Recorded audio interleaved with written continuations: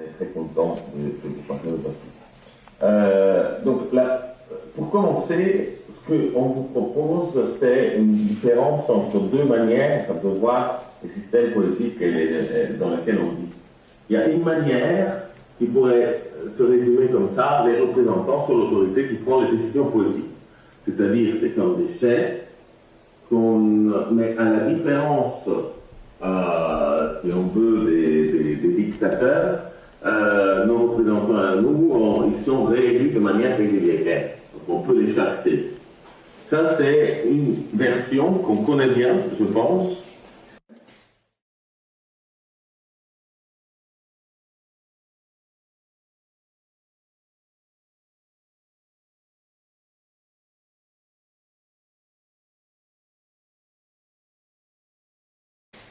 Comme on vous disait, on vous propose de présenter un système qui paraît comme ça très utopiste.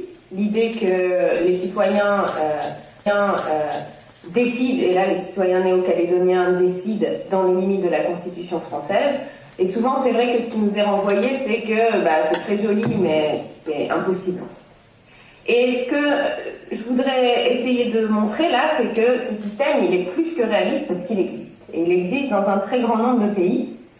En fait, il y a des outils qui sont assez simples. Je vais les présenter d'abord un peu, entre guillemets, théoriquement, et puis après, je vous parlerai de l'expérience des pays qui l'utilisent, combien il y en a dans le monde, où ils sont situés, et puis je ferai un zoom vraiment particulier sur la région où est située la Nouvelle-Calédonie, puisque, en fait, vous avez la chance d'avoir des voisins qui décident de cette façon.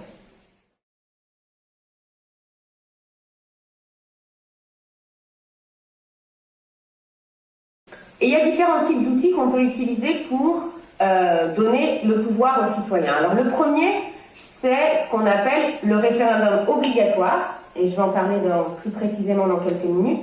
C'est très simple, c'est l'idée que pour un certain nombre de décisions, ce sont les citoyens qui ont le dernier mot, notamment pour les décisions les plus importantes. Donc on peut imaginer, par exemple, pour faire référence aux événements qui se sont passés récemment en Nouvelle-Calédonie, que le code électoral ne puisse pas être modifié sans l'assentiment de la majorité de la population néo-calédonienne. Ce qu'on appelle le référendum obligatoire, alors il ne faut pas le confondre avec les référendums qu'on a parfois en France et ceux que vous avez connus en Nouvelle-Calédonie, qui sont souvent des référendums qui sont l'acte du chef, c'est-à-dire le président de la République décide que sur une série de sujets, on a entendu Emmanuel Macron dire ça récemment, il va consulter le peuple, donc c'est un peu à son bon vouloir. Le référendum obligatoire, c'est l'idée vraiment inverse, c'est le fait que les chefs, les élus, ne peuvent pas choisir s'ils consultent ou non les citoyens. C'est-à-dire, sur une série de décisions, c'est obligatoire de décider par référendum. Ça, c'est l'institution numéro 1.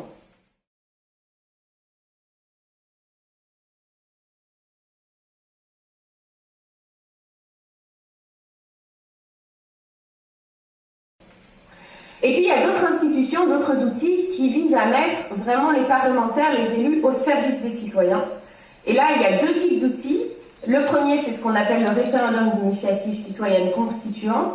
Et là, l'idée est très simple, c'est non seulement que les personnes décident directement par référendum, mais aussi qu'elles peuvent faire des propositions concrètes. Donc avec cet outil, par exemple, une personne dans l'assistance, je suis sûre que vous avez plein d'idées pour améliorer la vie en Nouvelle-Calédonie, eh bien, vous pourriez faire une proposition de loi, qui est la vôtre, et la soumettre directement à vos concitoyens par référendum.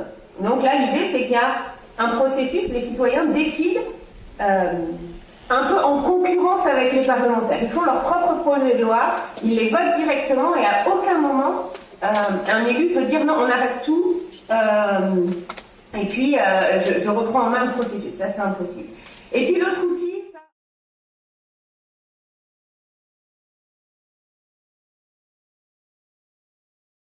ça, on en parlera moins dans cette présentation. C'est ce qu'on appelle le référendum suspensif. Alors, moi, je travaille dans un pays aux Pays-Bas, qui va le mettre en place, ce référendum. Et là, c'est l'idée que les citoyens ont le pouvoir d'empêcher l'application d'une loi. C'est-à-dire, ça a un effet très concret. c'est-à-dire que toutes les lois qui sont votées dans le pays sont votées parce que les citoyens ne s'y sont pas opposés. On ne va pas en parler trop, j'en parlerai dans le cas de la Suisse, qui est le pays qui a ces trois dispositifs. Pourquoi? Parce que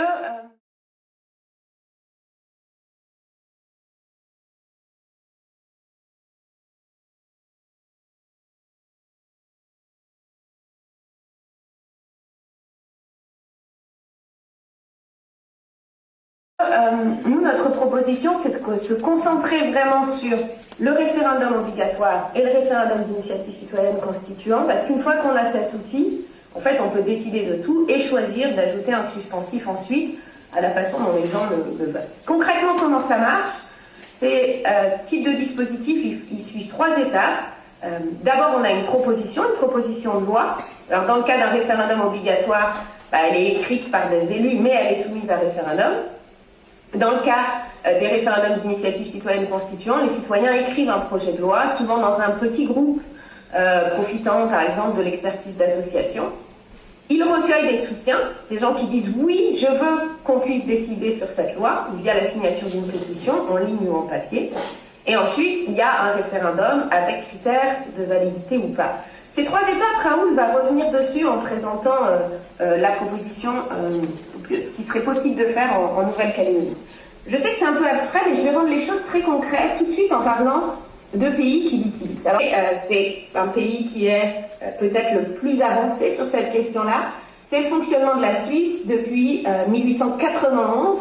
Donc, ça fait quand même très longtemps qu'en Suisse, les citoyens peuvent soumettre à référendum une réforme constitutionnelle s'ils ont 100 000 signatures. Donc la Suisse est un plus petit pays que le nôtre, moins peuplé, mais c'est donc 2% de la population qui peut soumettre à référendum des propositions constitutionnelles.